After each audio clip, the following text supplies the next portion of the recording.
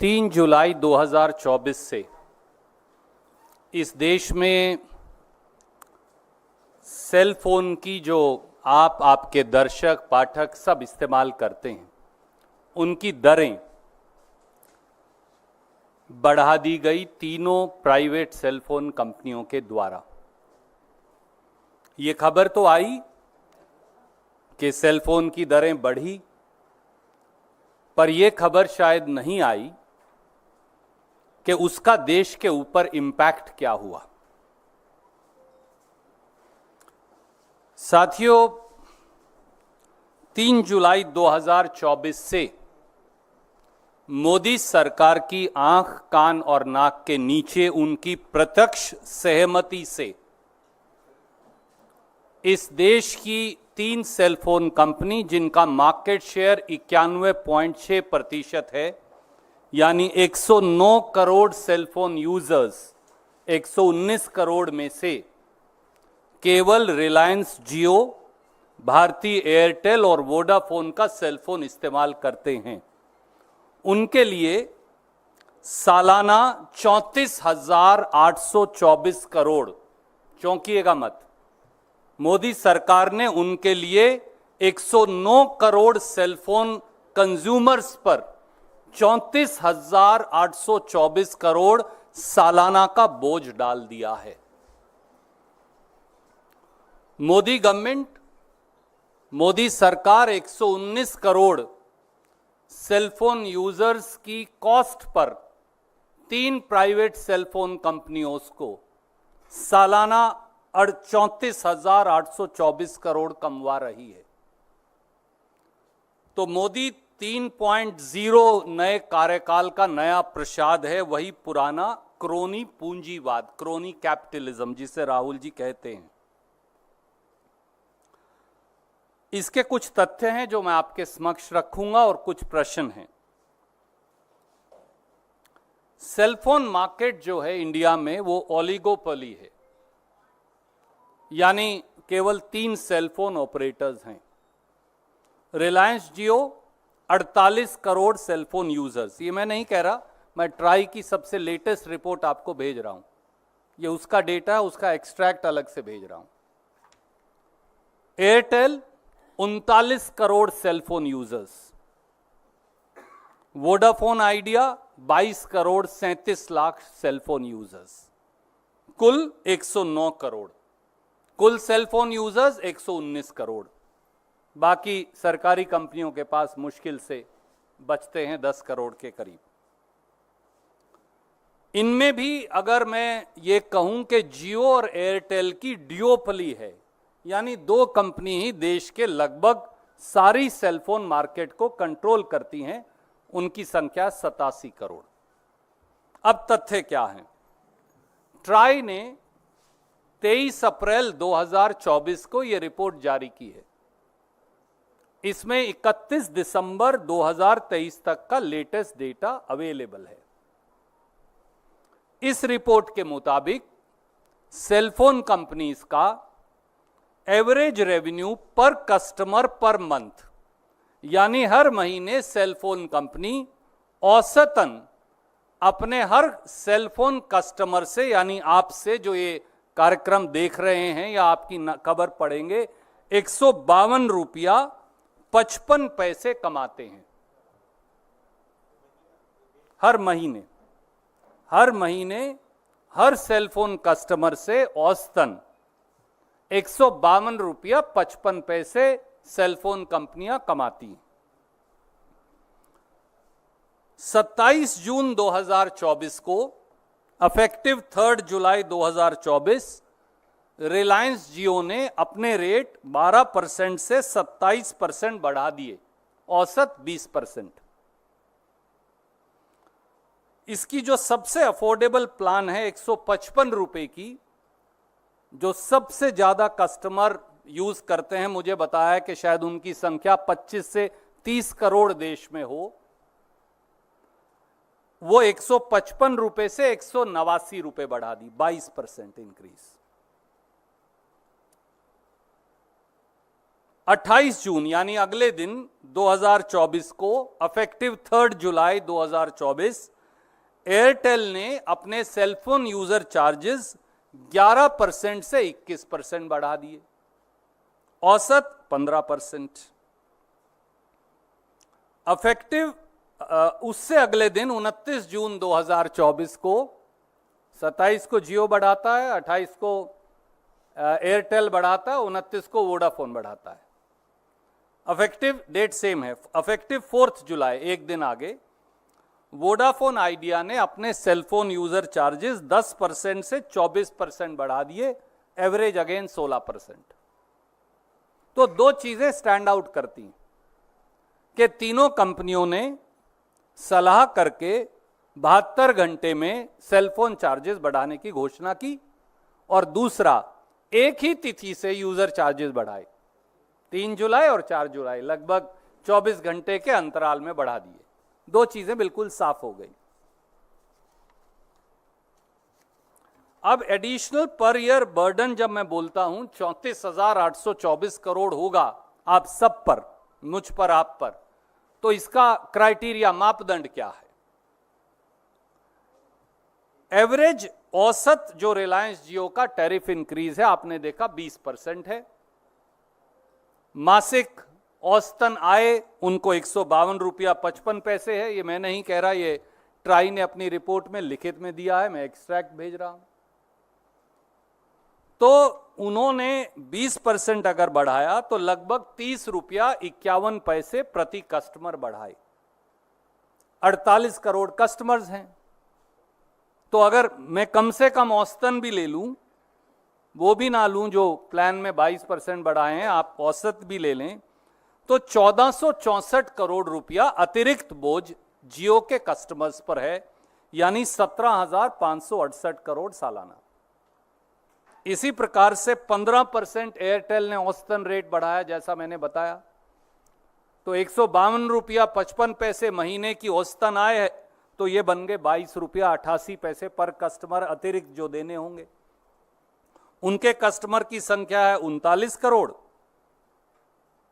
39 करोड़ से गुना करिए, बन गए 892 करोड़, सालाना बन गए 10,704 crore.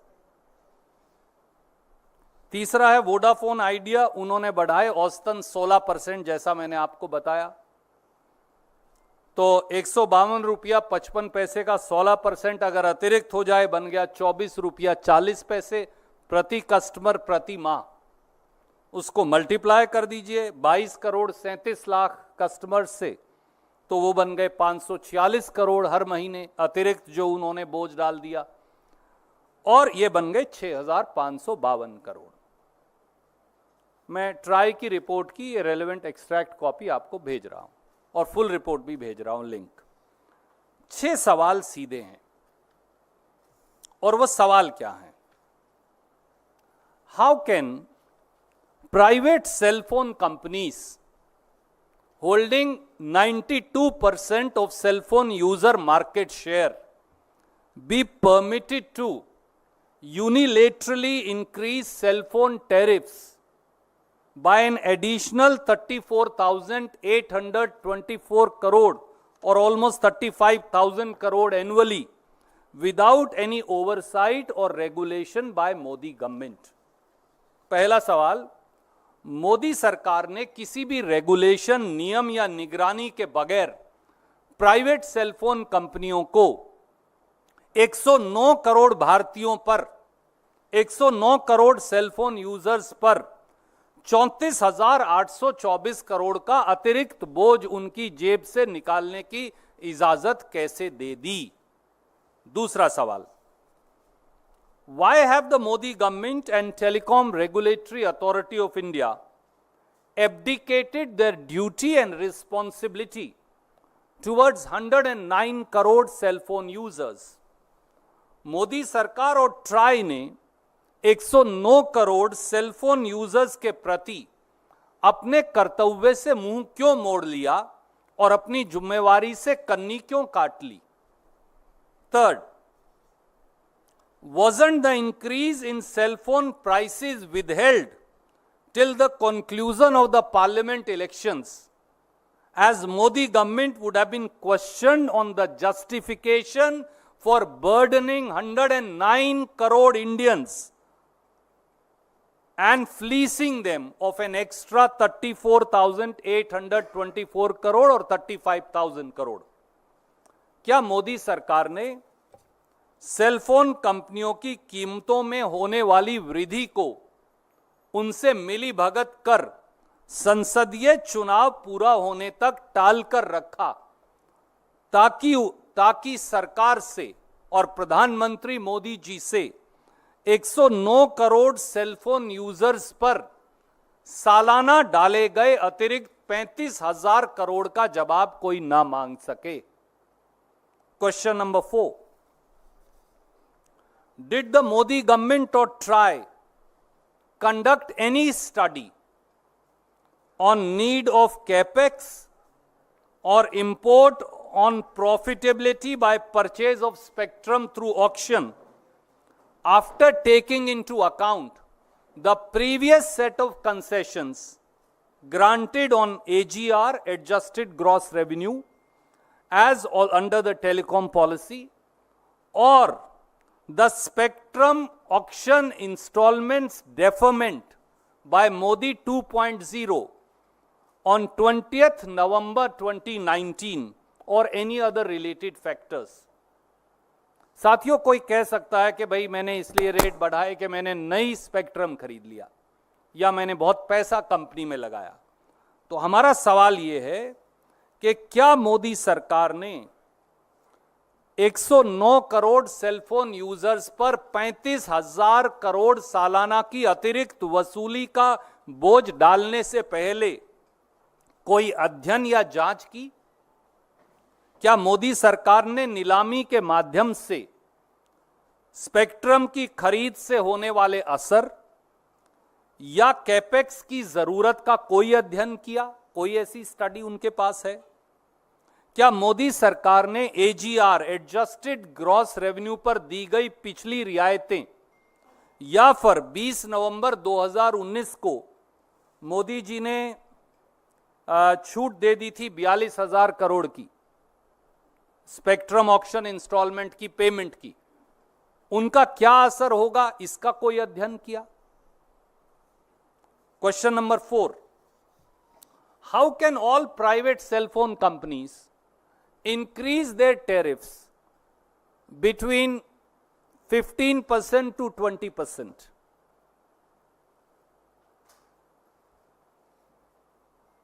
Despite the fact that their profitability varies, their capex requirement vary, and their investment capacities and actual investments vary, and their purchase of spectrum in auction varies. So how can they all raise cell phone charges by the same percentage? It's very unique. Why is Modi government then turning a blind eye to it? ऐसा कैसे हो सकता है कि सभी cell phone कंपनियां अपने cell phone के चार्जेस 15% से 20% लगभग बराबर बढ़ा दें, जबकि उनकी इन्वेस्टमेंट की कैपेसिटी, उनके कस्टमर्स, उनका केपेक्स रिक्वायरमेंट, उनकी कैपेसिटीज, उनकी एक्सपेंशन प्लान सब भिन्न है? तो क्या मोदी सरकार ने आंख बंद कर ली है? And fifth and last, since prime minister and his ministers quote supreme court on telecom very often, so I want to remind them, isn't it correct that the Supreme Court of India in Delhi Science Forum versus Union of India said, and I quote the Supreme Court, the central government and the telecom regulatory authority have not to behave like sleeping trustees but have to function as active trustees for public good. This is something that Prime Minister and his colleagues used to quote very often. क्या यह सच नहीं कि भारत की supreme court ने Delhi science forum versus union of India में साफ कहा कि केंद्र सरकार और टेलीकॉम रेगुलेटरी अथॉरिटी को निष्क्रिय ट्रस्टी की तरह व्यवहार नहीं करना चाहिए, बल्कि जनता के जन कल्याण के लिए सक्रिय ट्रस्टी के रूप में काम करना होगा। तो क्या मोदी सरकार देश की जनता के साथ विश्वासघात कर रही है?